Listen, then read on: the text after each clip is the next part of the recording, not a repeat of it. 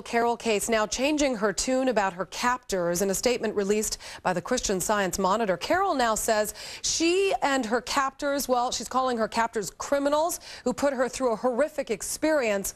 Quite a different sentiment after hearing that tape that was released on television before her release. Jill Carroll expected to land in the United States tomorrow.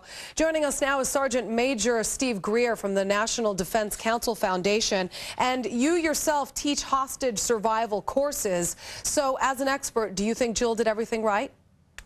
Yeah, I certainly do, Julie. Yeah, and I think most Americans, and certainly those who have fought for this nation in combat, are happy that she's recanted her statements.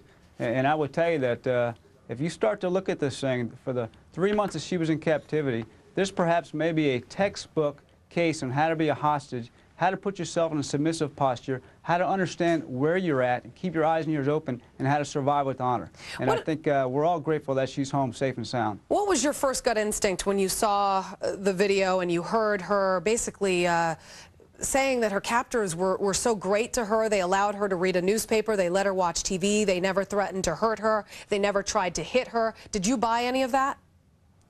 Yeah, I don't think I bought any of that, but I think you have to put it in context. And those of us who train people and who have been trained in survival, evasion, resist, and escape techniques can certainly resonate and appreciate the situation, the very difficult predicament that Jill found herself in. And so anytime you're in captivity, you have to be careful not to take everything on face value when you know that she's in some sort of duress or some sort of submissive posture. And very difficult to detect. Jill's captors the whole time basically taught her to fear them. What do you do in a case like that? Obviously, it's very hard to mask your fear when you're in fear of your life. Yeah, well, I don't think anybody, it's not a position of being a manly man, so to speak. It's a position of understanding that you're no longer in control of the situation, but you are in control of your mind. You may not control the physical surroundings, but you control what you can think. And so you can develop strategies and defensive mechanisms that put you on top in most situations. And of course, if you come to the point where you're going to be beheaded, that's a bridge too far, and there's nothing anybody can do, and nor any training can help you through. So I applaud her efforts, and there's no doubt that DOD and other agencies out there will be very interested in the lessons learned that she brought home from 3 months in captivity. Now, as a reporter, and Julie Kurtz just reported that when she does get released, that she wants to be treated as a reporter, not a hostage. So let's talk about her as a reporter. She hasn't certainly hid the fact that she doesn't necessarily support the U.S. military.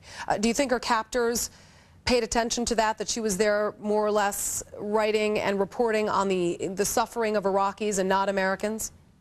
Yeah, that probably has something to do with her release.